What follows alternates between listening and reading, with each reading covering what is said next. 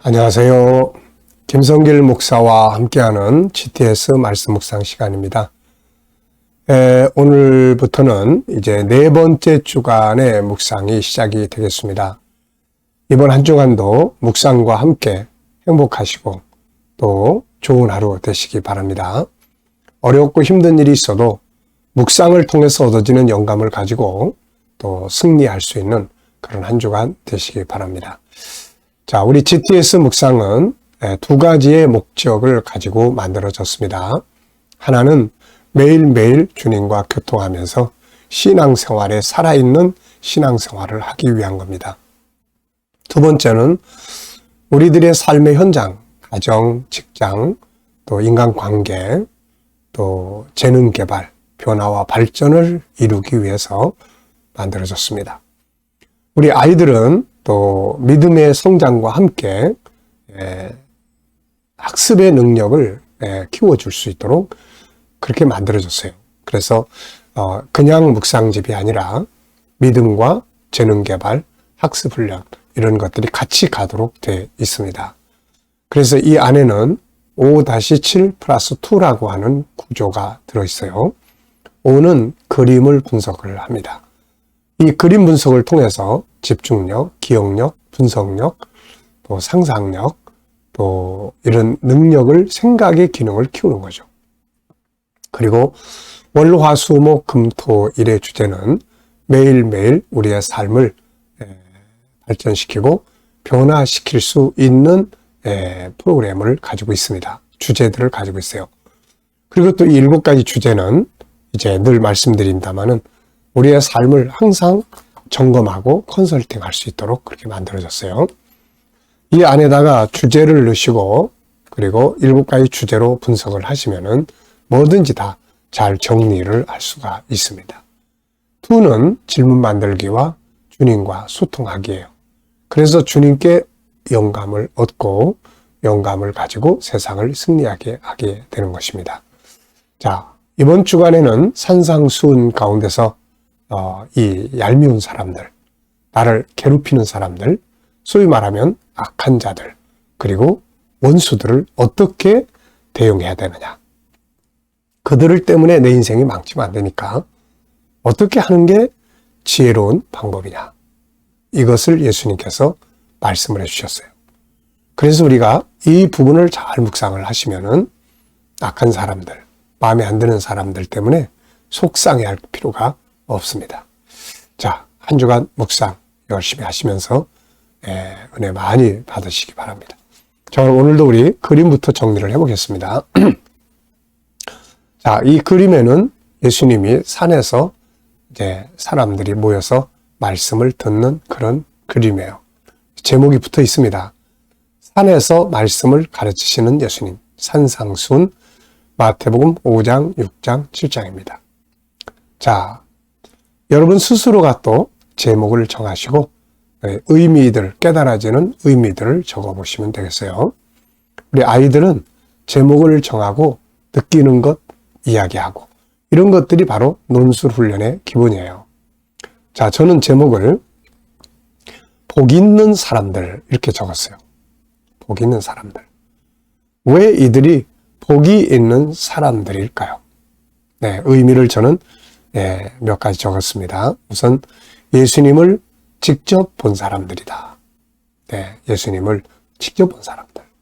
구약의 선지자들은 예수님이 오실 것을 예언했지만 보지 못했고, 오늘 우리들 역시 예수님을 믿지만 그러나 육신으로 계셨던 그분의 모습을 우리는 보지 않습니다. 못 삽니다.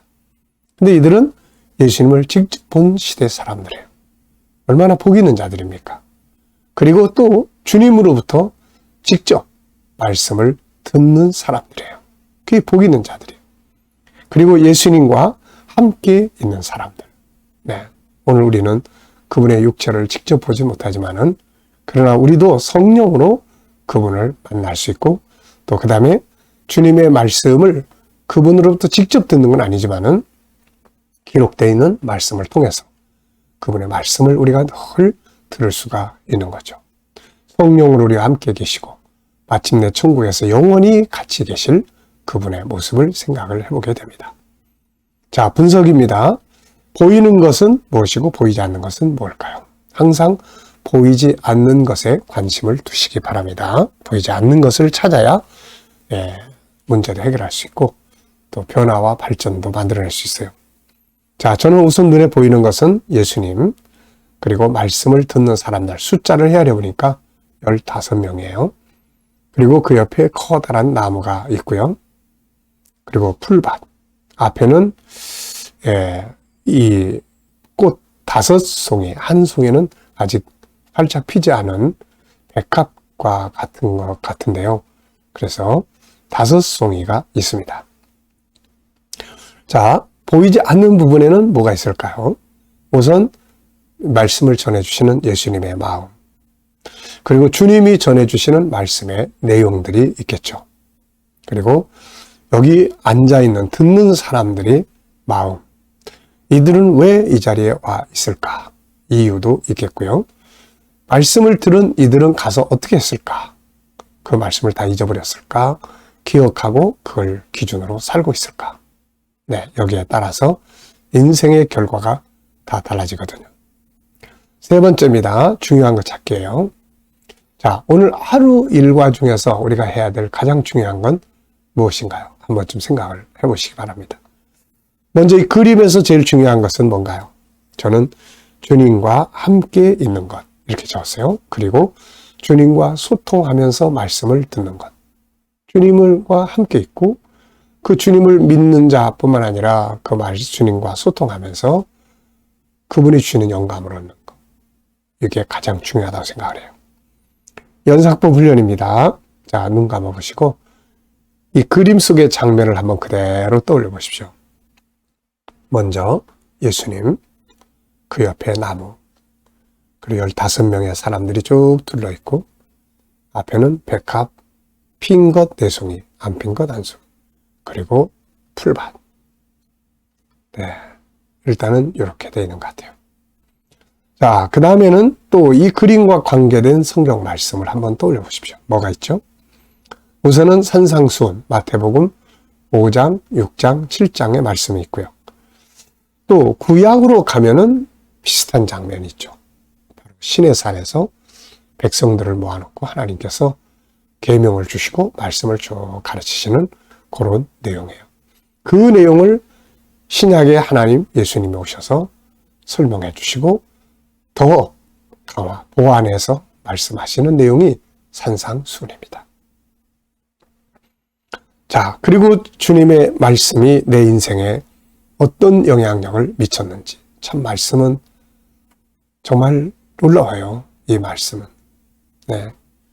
제 인생을 바꿔놓고 비전을 주시고 또 수많은 방향들을 주시고 또 수많은 책들을 쓰게 만드시고 참 이 말씀의 힘이 진짜 대단해요. 이게. 그래서 우리가 말씀을 늘 읽고 그 말씀으로부터 영향력을 받아야 합니다. 우리 아이들이 이 말씀을 통해서 영향력을 받아야 하는 거죠. 이게 기준이 돼야 합니다. 세상이 만드는 기준을 따라가면 인본주의화되고 결국 타락하게 되고 믿음을 버리게 되는 거죠. 자, 우리 아이들은 오늘도 이 그림 속에서 수학을 찾아보시기 바랍니다.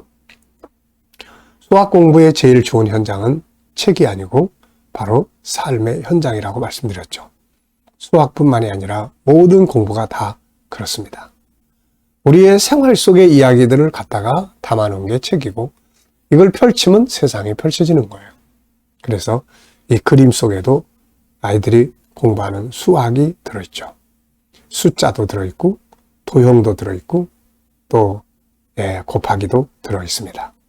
이 잔디밭은 숫자를 하나하나 헤아릴 수가 없어요. 그래서 이거는 평방매라 이렇게 이제 정리합니다. 그리고 그 속에 가로 세로 재가지고 이게 한 평 속에 이런 풀이 얼마나 들어가는가. 그래서 이제 그 잔디밭을 만드는 거예요. 그러니까 다 이게 수학의 공식 속에서 이루어지게 되는 겁니다. 아이들이 세상을 지혜롭게 살게 하려면 수학에 익숙해져야 돼요. 수학에 익숙해지려면은 이 그림 분석 잘 하시고 보이지 않는 영역, 본질을 찾는 훈련, 연습을 많이 시켜줘야 돼요. 그래서 철학적 사고가 먼저 커져야 수학을 잘할 수 있고, 수학은 우리 인생에 아주 중요한 역할을 합니다.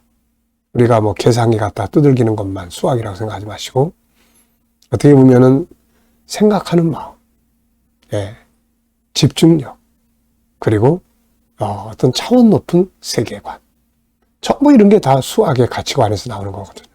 그러니까 수학은 우리 인생을 아름답게 만들어주는 소중한 학습입니다.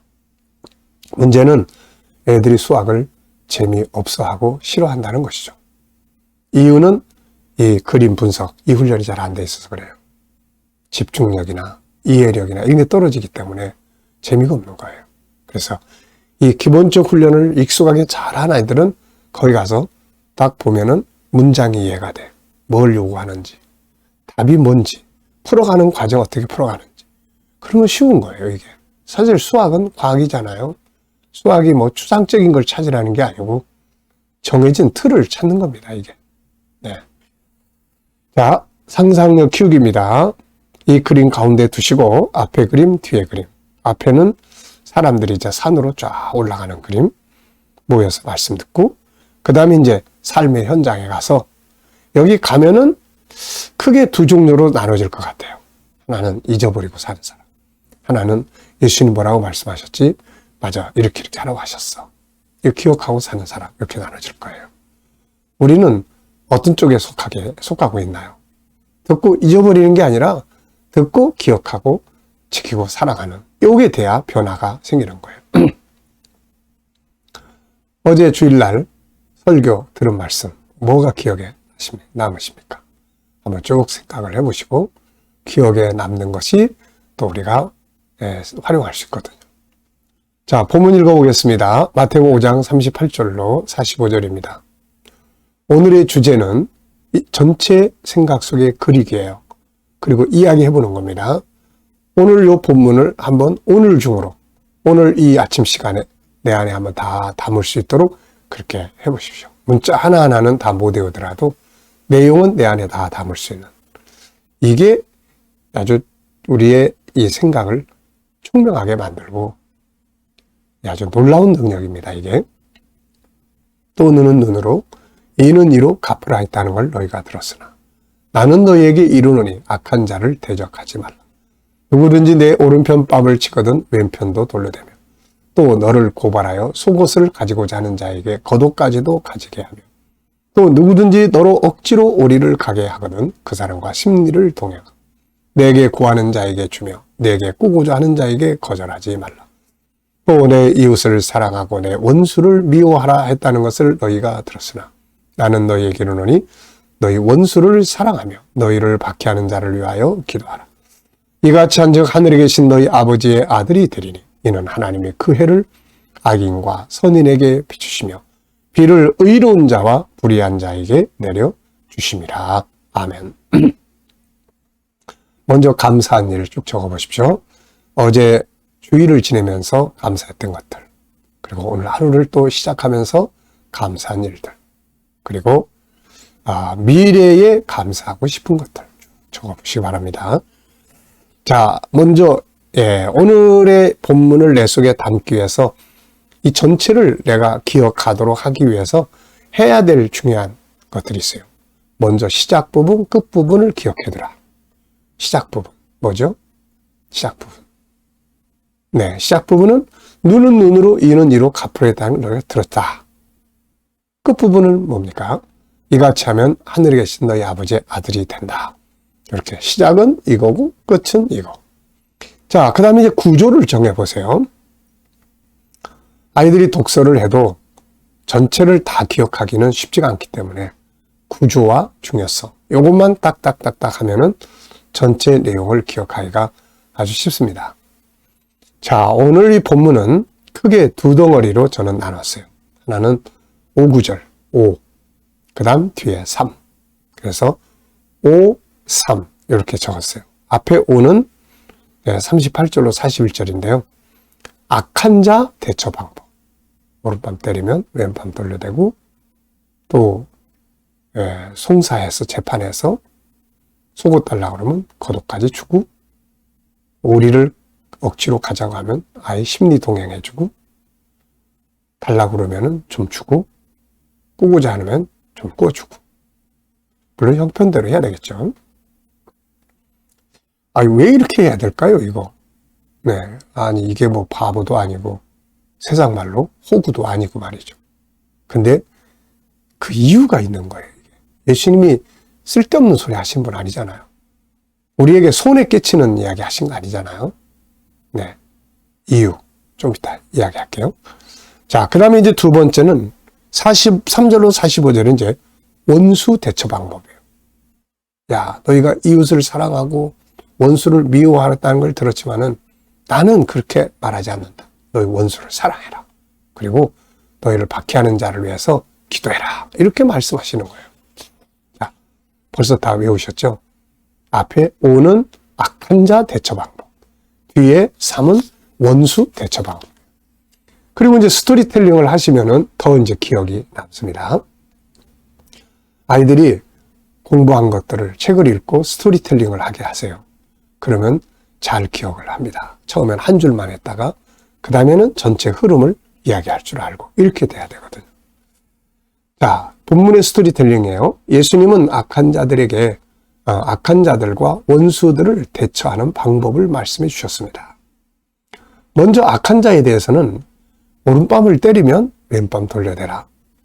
너희를 누가 재판해가지고 송사해서 재판해서 고발해가지고 속옷 달라고 그러면 그냥 겉옷까지 벗어줘버려라.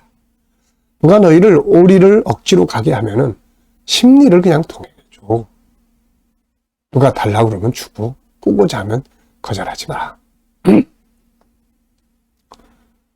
예, 그리고 또 너희가 이제 원수들 있잖아. 너희 원수, 너희 핍박하는 사람들 있으면은 그들 대적하려고 하지 말고 그냥 원수 사랑해. 미운 놈한테 떡 하나 더 줘. 그리고 박해하는 자를 위해 기도해. 이렇게 하면은 너희가 하나님의 아들이 돼. 인정을 받아. 그리고 또 하나님이 그렇게 하시잖아. 하나님은 해를 선인과 악인과 선인에게 비춰줘. 선한 사람들에게만 햇빛을 주는 게 아니고 비도 불의한 자, 의로운 자에게 똑같이 내리신다.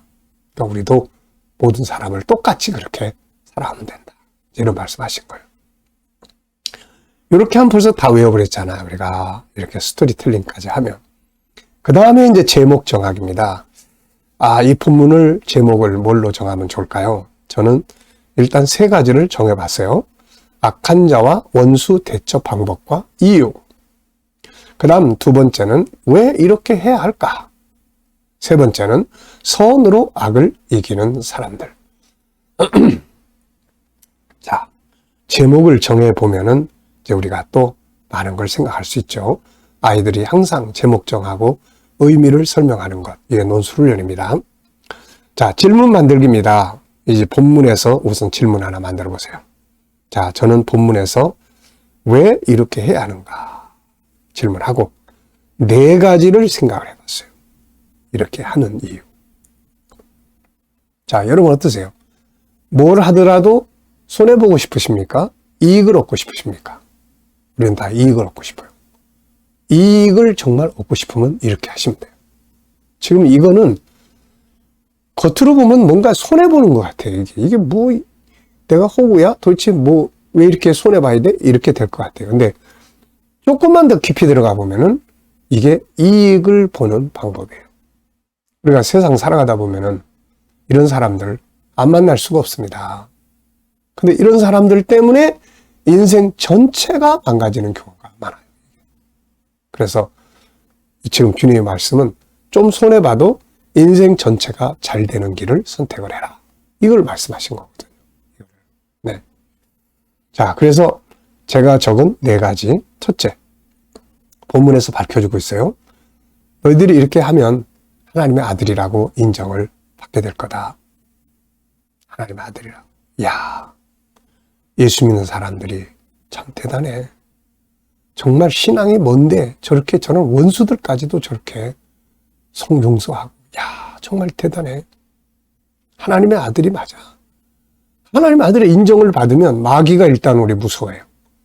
하나님을 기뻐하세요. 은혜 주세요. 자기 자녀답게 살려고 하는데 하나님 가만히 계시겠어요? 손해보는 거 다 갚아주지. 자, 이게 가장 중요한 겁니다, 이게. 그리고 두 번째. 우선은 평안해요. 조금 손해보고 나면은 평안합니다. 근데 막 대적해서 싸우려고 하면 이제 이게 막 복잡해요. 그리고 자기 일을 못합니다, 이제. 재판에 휘말려가지고 막 그냥 불불 끓고 그러면 일을 못해요. 자기 손해보는 거예요. 그래서 평안하고 결국 자기의 이익을 도모할 수가 있어요. 그리고 이 사람들이 나중에 구원받는 길이 열립니다. 구원받는 길이. 네. 난 이 왼밤 때려 오른밤 이거 하면 어떤 사람 꼭 생각나는 사람이 있어요. 자기 친구를 전도하려고 그렇게 애를 쓰는 사람이 있었는데 항상 다음에 갈게. 그러고 그래서 집에 가서 이제 기다립니다. 야, 가자. 그러면 야, 다음에 갈게. 오늘 너만 가. 이러기를 수도 없이 반복하는 거예요. 그래서 어느 날은 아예 그냥 가니까 잠을 자고 있네. 야, 일어나. 오늘 가기로 했잖아. 그랬더니 얘가 그냥 일어나자마자 뺨따기를 팍 때리는 거예요. 그랬더니 이 사람이 어떻게 했겠어요? 한참 생각하더니 야, 너 여기도 때려. 이쪽 뺨도 때리고 오늘 교회 가자. 그래서 결국 그 친구가 교회에 나와서 예수 믿고 구원받았다는 거 아닙니까, 이게. 누군가를 구원하는 거예요, 이게. 그리고 무엇보다도 하나님이 일을 하세요. 하나님이. 다윗이 원수 사울 갚지 않고 피해 주니까 하나님이 일하시잖아요. 이삭이 그 쫓아내는 주변의 악한 자들 대적하지 않고 피해 주니까 하나님이 나중에 이삭을 축복하시니까 그들이 와서 굴복하잖아요, 이게. 그래서 오늘 이 말씀은 정말 우리 삶을 복되게 하는 말씀입니다. 혹시 원수가 있나요? 그냥 이렇게 하세요. 미운 놈 떡 하나 더 주자. 그리고 자, 그 다음 질문은 내 인생에 대한 질문 하나 만들어 보는 건데요. 네, 내 인생에서 가장 중요한 게 뭔가? 전 그 질문을 적었습니다. 여러분도 자기 인생에 대해서 한번 질문을 던져보세요. 힘들고 어려우면 내 인생은 왜 이렇게 힘들고 어려운가? 이 질문을 놓고 묵상을 해보세요. 그리고 원인을 찾아보십시오. 네. 플러스 마이너스만 잘하면 불행한 삶이 행복으로 바뀌게 됩니다. 자, 오늘도 묵상하고 마치겠습니다. 지금까지는 분석을 했고요. 이제는 주님과 오늘의 문제, 현장을 놓고 영감을 얻는 시간이에요. 자, 다 눈을 감으시고 본문도 한번 생각해 보시고 7가지 주제도 한번 생각해 보시고 오늘의 현장을 떠올려 보십시오. 미래 비전, 주님 어떻게 생각하시는지, 그리고 오늘의 현장, 만날 사람, 해결해야 될 문제들, 업무의 현장들, 주님이라면 어떻게 하실지, 또 주님 어떻게 하면 좋을까요? 묻고 기다리면 영감이 떠오릅니다. 말씀이 떠오르기도 하고 지혜가 떠오르기도 합니다. 이거 가지고 살면 승리하게 되는 거예요. 자, 오늘 하루도 원수와 싸우지 마시고 원수를 사랑하고 기도하는 그런 날로 한번 삼아 보시기 바랍니다. 자, 기도하겠습니다. 주님 감사합니다. 오늘도 묵상으로 하루를 시작합니다. 주신 말씀들 가지고 하루를 승리하게 하여 주옵소서. 주님, 오늘도 우리 자녀들, 친척들, 동료들, 믿지 않는 자들 다 구원받게 하시고 오늘도 성도들의 직장과 사업장에 복되게 하시며 새로운 일터를 구하는 자들에게 좋은 일터들이 준비되게 하여 주시고 오늘도 치료받는 교우들에게는 치유의 능력이 더욱 강하게 역사해 주시옵소서.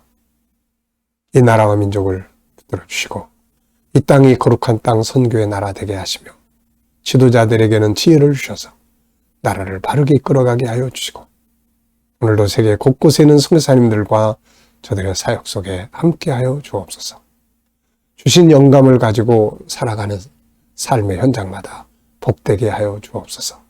감사하며 예수님의 이름으로 기도하옵나이다. 아멘.